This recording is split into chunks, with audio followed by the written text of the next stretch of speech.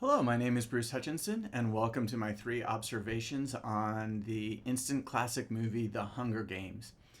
If you're watching this on YouTube, please go to thehutchfiles.com to get the full breakdown of The Hunger Games. You can also find my other breakdowns, information on my films, and subscribe to get future posts sent directly to your inbox.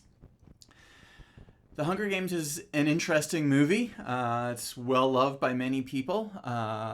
And in a lot of ways, I think that has to do with the fact that in some ways it's a very traditional movie, and in some ways it's not a very traditional movie.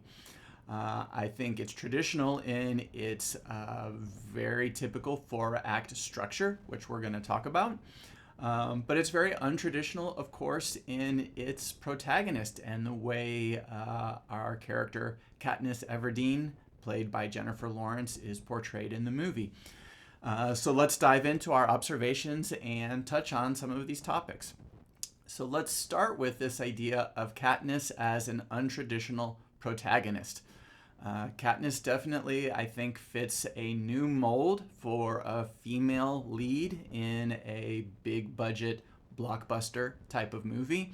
Of course, it's not like she's the first strong female lead in a movie. We can go all the way back to movies like Alien with Sigourney Weaver, and plenty of movies along the way where we have seen strong female leads. But I think there's a couple of things that set The Hunger Games apart from some of those other movies. The first thing is that there is also a very strong romance component to this movie. So in a movie like Alien, the character of Ripley really doesn't have much of a romantic life, and everything is very straightforward in terms of her simply pursuing her external goals of surviving and defeating the alien in that movie. In The Hunger Games, a big part of the plot, not only of the first movie, but all of the movies, is Katniss's confusion and attempts to make a choice between her conflicting romantic views over 2 different partners. And that would be Peeta, who of course she is sent to the Hunger Games with, and her friend Gale, who over the course of multiple movies becomes part of the leader of the resistance. This is somewhat similar to what happens in Twilight and Bella's choice between Edward and Jacob, but it's really rare overall that we get to see a female protagonist not only have agency over her choice of romantic partner, but specifically get to choose between multiple romantic partners. Even though in the first Hunger Games movie, Katniss's feelings towards Peeta seem more aimed at the camera and seem to be about a performance in order to get likes from the audience, we also understand that those feelings seem to have some genuine qualities to them. And of course, we also know that she has feelings for Gale as well. So in the end, we have a protagonist who really is in love with 2 different characters. For that to be a female character is very unusual. And again, I think the only similar comparison we have in contemporary movies is Bella from Twilight.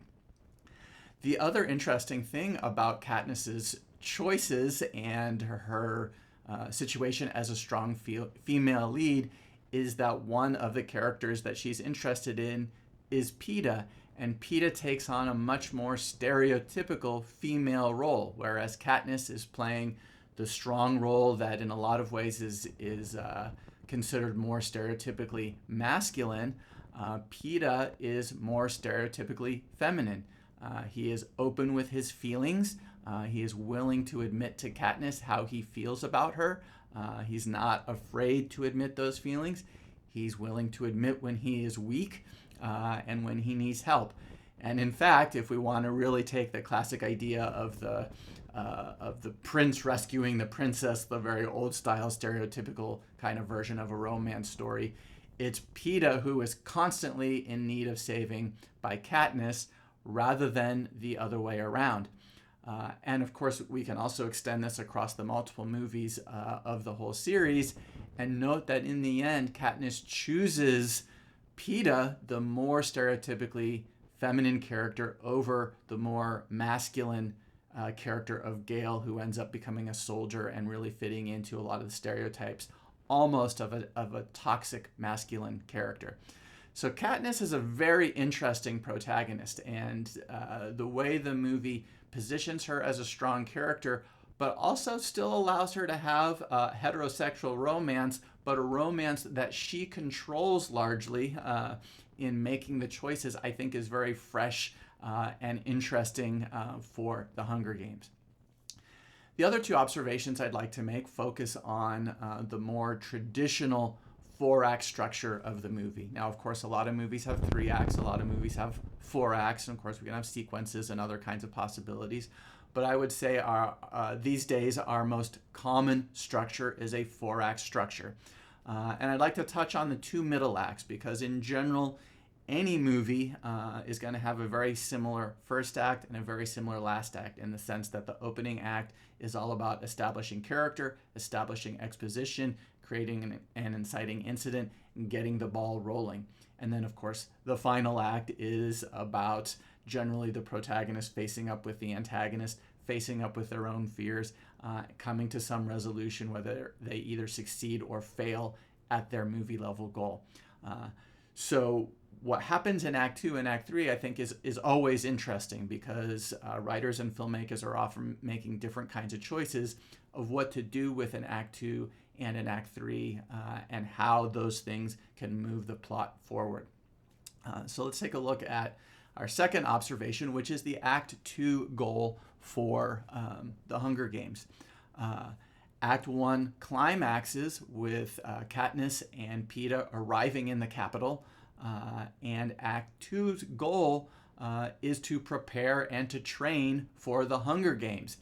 This is an incredibly common setup for an Act 2 and a 4-act structure, where the characters either arrive in a new place or they're given a goal or a challenge, and before they can directly begin to pursue that goal, they have to prepare for it. They have to figure out the rules of things. They have to literally train. And so what we see in the Hunger Games is, first of all, they arrive in the Capitol, which is a much different place than District 12, so they have to get used to the fashions, the people, the wealth, the riches that they find in the Capitol compared to what they're used to from District 12. They also have to learn the rules. How actually are the Hunger Games going to work? And we get this through training exercises. We get this through television interviews with Caesar Flickerman. We also get this through subplots with other characters where they're setting up the game and how the game is going to work. But overall, they are learning the rules and figuring out how it is that the Hunger Games are going to work and coming up with strategies for how they're going to survive. Of course, there's still conflict there, and Peeta and Gale have very differing views on maybe how they're going to get through things, and we see that with some of the supporting characters as well. And then finally, of course, we see the characters trying to make allies and figure out who their enemies are, who are people that they can maybe see as less of a danger, who are the people who are going to be most dangerous. And of course, what we learn is that the contestants from Districts 1 and 2 are specifically chosen and trained in order to try to win the Hunger Games, and those are going to be the primary enemies for Katniss and Peeta. And then we learn about other characters like Rue, who of course will play an important part in Act 3 of the movie, and we begin to see that those are going to be allied characters to our main characters. So overall, Act 2 is very much a preparatory act. We don't make a lot of progress in the plot. That is, by the end of Act 2, the Hunger Games still haven't started, but our characters have a much better understanding of the expectations of the game and what it is that they're going to be trying to do and how maybe they're going to try to do it.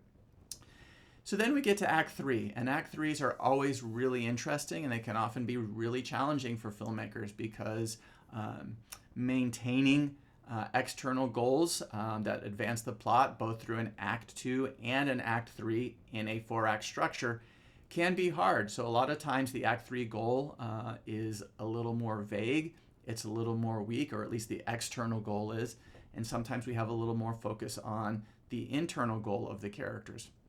And some of these things are true of Act 3 in The Hunger Games. So our goal at the beginning of Act 3 is to survive.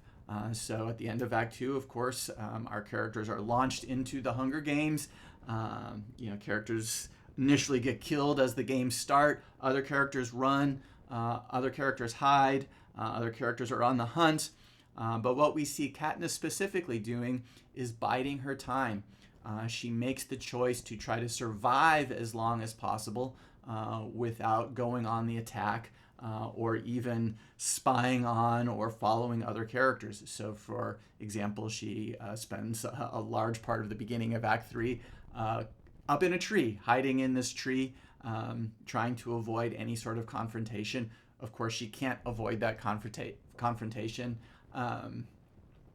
And she ends up using the Tracker Jacker Hornets to take out some of her enemies. But she ends up hiding. She bides her time. Slowly, other characters are killed, and the number of possible survivors goes down. But for a large part of the first half of Act 3, Katniss is relatively passive. She's just hiding and biding her time. But she meets Rue, who, of course, is part of what helps her defeat some of the characters. And that begins to make her a more active character. And so she ends up coming down from the tree. She ends up forming a plan with Rue where they're going to destroy the big pile of supplies that have been set up at the cornucopia at the center of the game. And they come up with a whole plan for how to communicate, for how to destroy all of the supplies.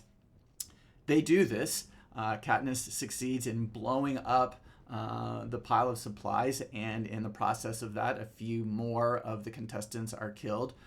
But, of course, we create the big climax of Act 3, which is that because Katniss and Rue are separated, Rue is captured and killed by some of the other contestants in the movie.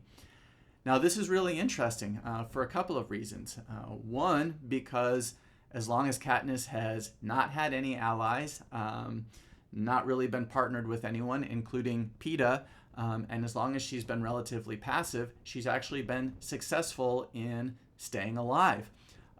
Once she partners with somebody and becomes a more active character, immediately it blows up in her face. She seemingly is successful by blowing up the supplies, but Rue is killed, and this, of course, causes a major issue for her. So the first interesting thing is that in choosing to have an ally, excuse me, and in choosing to become more active, she actually causes the death of someone she ends up really caring about. But the other thing that does is set up Act 4 and sets up the relationship that she is eventually going to have with Peeta. Because when Rue dies, it causes Katniss to open up emotionally, really for the first time in the entire movie. And she sets out flowers. She sort of does a burial ceremony, even though she can't really bury Rue. But she sort of does this ceremony. She sings the song. And of course, this draws a lot of people to her cause who are watching on the outside.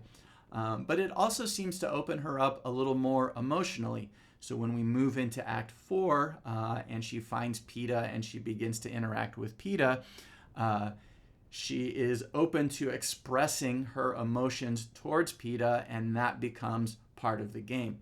Now, this is where the movie is incredibly clever, because as Katniss sort of becomes more romantically involved with Peeta, it really is difficult to determine whether this is an act, whether she's doing this on purpose in order to get more supplies and in order to get the support of the Capitol citizens who are watching, or whether there are genuine feelings involved towards Peeta. I think the truth is somewhere in the middle, and when you watch those scenes between the two of them, you can see clearly there are times where she is acting and it even feels forced, and the actors act the scene as if that relationship is being forced. But at the same time, I don't think we can do anything but also begin to realize that the death of Rue has opened up Katniss to emotional expression a little bit more, and she does become more open to helping Peeta, risking her own life for Peeta, and of course, at the climax of Act 4, she and Peeta, or she comes up with the plan, but she and Peeta both threaten to eat the poison berries. So it becomes an all or nothing. That is, Katniss is willing to sacrifice her own life in order to save Peeta, because obviously she could very easily simply kill Peeta and win the games. But she fights both against the system and opens herself up emotionally to Peeta, and is able to save Peeta as well as herself. So Act 3 becomes kind of interesting. Even though the external goal is weak, we see developing of internal goals that have major repercussions, both for the events of Act 3 and into the launching and conclusion of what happens in Act 4. So I hope you enjoyed these 3 observations about the narrative structure of the Hunger Games. Please again go to thehutchfiles.com to get more of the breakdown of the Hunger Games, and to subscribe to my Substack newsletter so you can get more future posts, more narrative breakdowns sent directly to your inbox. So thank you very much for watching.